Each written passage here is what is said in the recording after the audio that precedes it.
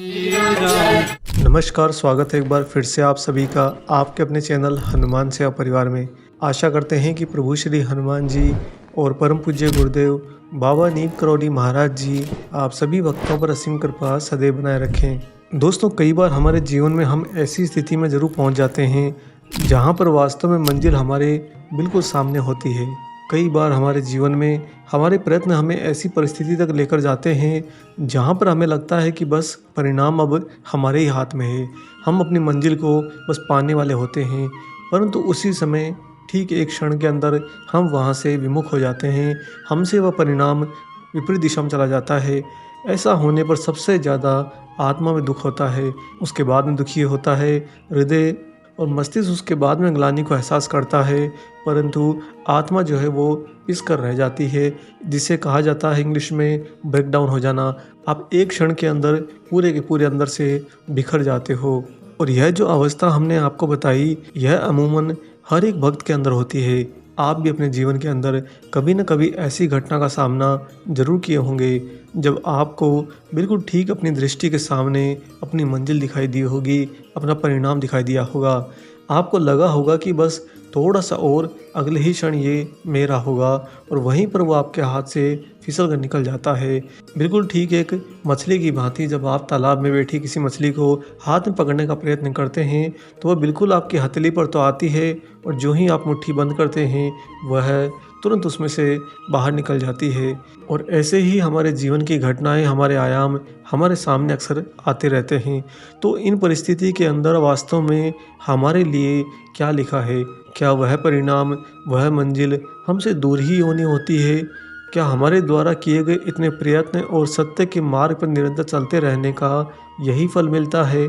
और साथ ही उस मंजिल तक, उस परिणाम तक पहुंचने के दौरान हमारा जो विश्वास हमारे गुरु, हमारे ईश्वर पर रहता है, क्या वह पूरा ही निरर्थक हो जाता है, व्यर्थ हो जाता है? आखिर वास्तव में क्या होता है? आज का एक खास विशेषांक आपके लिए इन्हीं प्रश्नों के उत्तर लेकर आया है। महाराज जी की एक सत्य घटना भी आपको सुनाएंगे, जिस घटना का सार ही यही है कि किस तरह से एक मंजिल सामने आती है और भक्त को नहीं प्राप्त होती है, फिर उसके बाद में क्या होता है।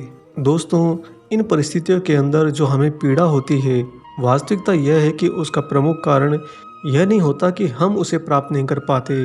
अगर आप गूढ़ तत्व को समझेंगे तो जब भी परिस्थिति के अंदर आपकी मंजिल, आपका परिणाम आपके सामने हो और तुरंत आपसे सरक जाए, तो होने वाली पीड़ा का प्रमुख कारण कुछ और होता है। वह होता है मन के अंदर ईर्ष्या का भाव। हम हमारे जीवन के अंदर पूरे जन्म से लेकर मृत्यु तक हमारी ही इंद्रियों के खेल में नाचते रहते हैं। हमें समय समय पर गाहे बजाए हमारी इंद्रियां अलग अलग क्रियाओं के द्वारा नचाती हैं। उन्हीं में एक क्रिया होती है ईर्ष्या का भाव। जो भक्त भक्ति में बहुत आगे चले जाते हैं, चेतना के उच्चतम स्तर तक पहुंच जाते हैं, ऐसे भक्त अपनी इंद्रियों पर काबू करना शुरू कर देते हैं और धीरे धीरे वह इस ईर्ष्या को भी पूरा मुट्ठी में कर लेते हैं। लेकिन जो भक्त भक्ति की राह पर ऊंचाइयों को नहीं छू पाते, उन भक्तों के जीवन में बड़ी तकलीफ हो जाती है, क्योंकि उन्हें ईर्ष्या नचाती है। अब आप सोचेंगे कि हमें भला किससे ईर्ष्या? दोस्तों, ईर्ष्या होती है उस परिणाम, उस मंजिल के किसी और के पास चले जाने के भय से। हमेशा एक जीवी मनुष्य उस स्थिति में जहाँ पर उसकी मंजिल बिल्कुल ठीक उसके सामने हो और अगले ही क्षण वह मंजिल उसके हाथ से सरक जाए, तब त्वरित उसके मन में यह प्रश्न आता है कि यह मेरा नहीं हुआ तो किसका होगा, या फिर यह मेरा नहीं हुआ तो क्या उसका होगा। उदाहरण के लिए, जब एक विद्यार्थी विद्यालय में पढ़ता है और उनका जब फाइनल रिजल्ट आता है, तो परीक्षा का परिणाम घोषित करते समय जब अध्यापक सबसे पहले प्रथम आने वाले का नाम अनाउंस करते हैं और उसमें उस बालक का नाम नहीं होता जिस बालक को सबसे ज़्यादा अपेक्षा होती है और दूसरों को भी उसके ऊपर पूरा भरोसा होता है, तो तुरंत ही सबसे पहले उसी बालक को किसी और उस बालक से ईर्ष्या हो जाती है, जिसके बारे में उसे अंदेशा होता है कि अगर मैं प्रथम नहीं आया तो उसका नंबर आ जाएगा। और यह भी हो सकता है कि बाकी के विद्यार्थियों को भी यही भाव आ जाए, और जब वही अध्यापक उसके संदेह को पुख्ता कर देते हैं, उस विद्यार्थी का नाम ले लेते हैं जिस विद्यार्थी से उसे ईर्ष्या रहती है, तब वह आत्मिक स्तर पर आंतरिक रूप में चोट खा जाता है। अब यह घटना तो भौतिक कर्म अवस्था की है, परंतु आप इसको भक्ति की रूपरेखा में लेकर आएंगे तो वहाँ पर परिस्थिति कुछ और होती है। आखिर मंजिल अपने हाथ से निकल जाने पर, परिणाम अपने हाथ से छूट जाने पर एक सच्चे भक्त को क्या प्राप्त होता है, इसे समझने के लिए आइए सुनाते हैं आपको महाराज जी की एक सत्य घटना। दोस्तों, ये घटना महाराज जी के वृंदावन आश्रम की है। वृंदावन आश्रम में बाबा अपनी कुटिया के सामने वाले बरामदे में बैठे थे। उनके पास ही एक भक्त भी बैठा था। तभी एक समृद्ध महिला वृंदावन आश्रम में आई और वह महाराज जी के दर्शन के लिए बाबा के समक्ष आई। साथ में वह अपने बगीचे से तोड़े हुए ताज़ा संतरों की एक टोकरी भरी हुई भी लेकर आई थी, महाराज जी को समर्पित करने के लिए। उस समय टोकरी में रखे संतरा इतने ज़्यादा सुंदर लग रहे थे कि वहाँ नज़दीक ही बैठे उस भक्त का मन उन्हें पाने के लिए ललचाने लगा। उसने सोचा कि इतनी बड़ी टोकरी भरकर संतरों की आई है तो मुझे कुछ संतरा तो महाराज जी ज़रूर देंगे। ऐसे विचार आने के कारण ही उसके मन में उन संतरों को पाने की ललच उठने लगी। वो भक्त इस बात के लिए आश्वस्त भी हो गया था कि बाबा जब प्रसाद बांटने लगेंगे तो एक संतरा तो उसे ऐसे ही मिल जाएगा महाराज जी के प्रसाद स्वरूप। दोस्तों, बात कुछ और भी थी कि यह जो भक्त है यह कई दिनों से रसीले फल प्राप्त करने के लिए आश्रम में रुका हुआ था। इसने कहीं से सुना था कि बहुत से लोग महाराज जी को प्रसाद में फल भी चढ़ाकर जाते हैं। तो इसके मन में ये प्रश्न था कि अगर मैं आश्रम में रहूं तो महाराज जी की सेवा में रहते हुए मुझे रसीले फल खाने को मिलेंगे। इसी कारण से यह किसी का अहित तो नहीं करना चाहता था, बस अपने मन में रसीले फल पाने की इच्छा को पूरा करने के लिए आश्रम में महाराज जी की सेवा में रुका रहा। और अगले कुछ ही दिन बीते थे कि आज वह घड़ी आ गई जब महाराज जी के लिए एक महिला भक्त ताज़ा संतरों की एक टोकरी भरकर प्रसाद के लिए लेकर आई।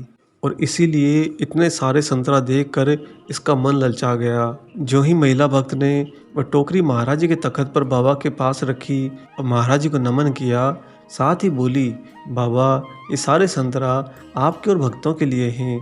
महाराज जी उसे देखकर मंद मंद मुस्कुराए। बाबा उस टोकरी पर अपना हाथ रखते हुए संतरों को बड़े प्यार से सहलाते रहे, परंतु महाराज जी ने उस दिन एक भी संतरा किसी को दिया नहीं। यहाँ तक कि वो जो नज़दीक बैठा भक्त था उसे भी कोई संतरा नहीं दिया। दोस्तों, बाबा के ऐसा करने पर ये भक्त थोड़ा असमंजस में फंस गया। इसे समझ में नहीं आया कि महाराज जी के पास में जब भी कोई भक्त कुछ लेकर आता है तो हमेशा बाबा उसे अपने भक्तों में बांट देते हैं, परंतु आज महाराज जी इतनी बड़ी टोकरी भरी हुई होने के बावजूद भी एक भी संतरा नहीं दे रहे हैं। ऐसा क्यों हो रहा है?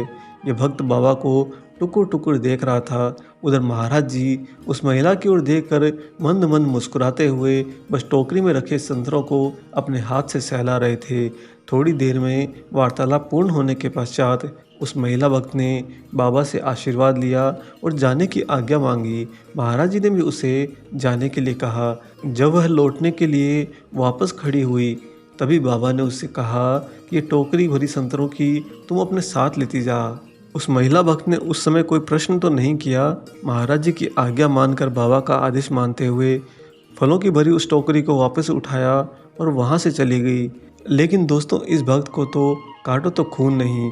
आज अपने सामने इतने दिनों से जिस इच्छा को दबाए हुए था उसका परिणाम जब देखा कि सामने संतरों की भरी हुई टोकरी रखी हुई है, मन पूरा ललचा रहा था कि कुछ तो मुझे भी महाराज जी प्रसाद के रूप में दे देंगे। परंतु यह क्या किया, बाबा ने पूरी की पूरी टोकरी ही वापस लौटा दी। ऐसा महाराज जी जो कि कभी करते ही नहीं। कोई भी भक्त अगर कुछ प्रसाद लेकर बाबा को समर्पित करने के लिए लेकर आता तो महाराज जी बड़े ही प्यार से, बड़े ही चाव से वह प्रसाद सारे भक्तों में बांट देते। जो भी भक्त वहाँ पर होता उसे ही दे देते। परंतु आज कुछ ऐसा हो गया जो इस भक्त ने कभी सपने में भी नहीं सोचा था।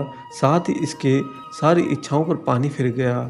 आज इसे वह मंजिल मिलनी थी जहाँ पर ये इतने दिनों से निगाह टिकाए हुए था। लेकिन देखिए विधाता का खेल, अंतिम समय में वह मंजिल इससे खिसक गई। ऐसे समय में अमूमन अधिकांशतः भक्त जो होते हैं दोस्तों, वह अपने मन में उकस जाते हैं। उन्हें अपने मन के अंदर क्रोध आने लगता है। उन्हें लगता है कि हमारी करी गई भक्ति व्यर्थ चली गई।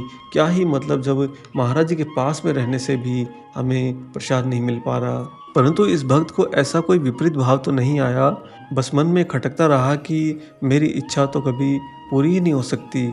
आने वाले कुछ और समय तक ये भक्त महाराज जी के पास ही बैठा रहा। इसी आस में कि हो सकता है कि कोई दूसरा भक्त भी आ जाए और वह भी कोई न कोई फल लेकर आए। लेकिन अगले कुछ घंटों तक बाबा वहीं पर बैठे रहे और ये भक्त भी बैठा रहा, परंतु कोई और भक्त प्रसाद लेकर नहीं आया। तत्पश्चात बाबा थोड़ी देर में वहाँ से उठे और अपनी ही कुटिया के आगे रखे हुए एक दूसरे तख्त पर जाकर बैठ गए। ये भक्त भी हाथ जोड़े जोड़े महाराज जी के ही पास पहुँच गया।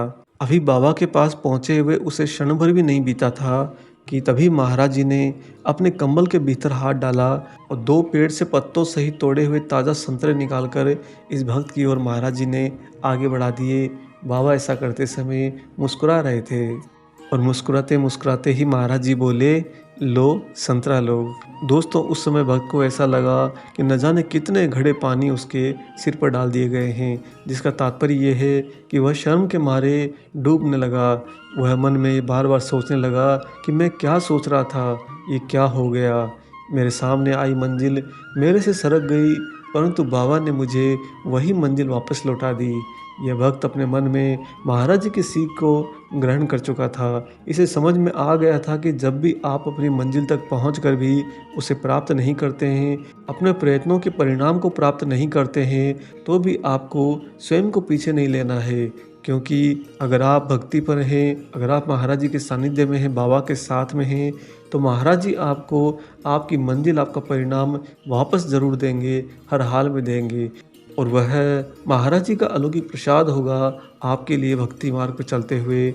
अतः अपने जीवन के अंदर कभी भी, जहाँ कहीं भी आपको अपनी मंजिल से पीछे हटना पड़ता है, अपने परिणाम से हाथ धोना पड़ता है, किंचित मात्र भी निराश ना होएं। आप बस महाराज जी के सानिध्य में रहें, बाबा के श्री चरणों में रहें। आप देखेंगे और आने वाले समय में पाएंगे कि आपका वही परिणाम, आपकी वही मंजिल महाराज जी ने आपको फिर से दे दी है। महाराज जी की इस घटना से दोस्तों, आप सभी भक्त लोग भी ये सीख ज़रूर लें कि आपके जीवन के अंदर जब भी आप कुछ प्रयत्न करते हैं, मेहनत करते हैं और आपको परिणाम नहीं मिलता, आपको अनुकूल परिणाम नहीं मिलता, आपको आपकी मंजिल नहीं मिलती, ऐसे समय के अंदर कभी भी निराश ना होएं, कभी भी महाराज जी से स्वयं को दूर ना करें, कभी भी ये ना सोचें कि हनुमान जी तो मेरे लिए कुछ करते नहीं। आप वस्तु स्थिति नहीं जानते हैं, बाबा सब कुछ जानते हैं। महाराज जी आपके किए गए प्रयत्नों को भली-भांति देखते हैं और मंजिल व परिणाम ना मिलने के बावजूद भी महाराज जी आपको आप ही की मंजिल से मिला देते हैं। आप ही के परिणाम को, आप ही के अनुकूल परिणाम को आपको तुरंत दे देते हैं। क्षण भर भी महाराज जी देरी नहीं करते। उन्हीं पवन पुत्र वीर हनुमान के अद्वैत स्वरूप परम पूज्य बाबा नीम करौरी महाराज जी को ऐसे ही समर्पित रहिए। हम आशा करते हैं कि आपको आज का महाराज जी का ये अलौकिक प्रसंग भरा विशेषांक जरूर पसंद आया हो। वीडियो अगर अच्छा लगा है तो जाने से पहले इसे लाइक करना ना भूलें और साथ ही वीडियो को ज़्यादा से ज़्यादा अन्य लोगों से शेयर भी करें। अगर आप चैनल पर नए हैं तो चैनल को सब्सक्राइब कर लें। मिलेंगे बहुत जल्दी ही एक और ऐसे ही अलौकिक वीडियो के साथ में। तब तक अपना और अपने माता पिता का संपूर्ण ख्याल रखिए और परम प्रभु श्री राम जी का निरंतर गुणगान करते हुए बाबा हनुमान एवं बाबा नीम करौरी महाराज जी की निस्वार्थ होकर सेवा करते रहिए। जय सिया राम।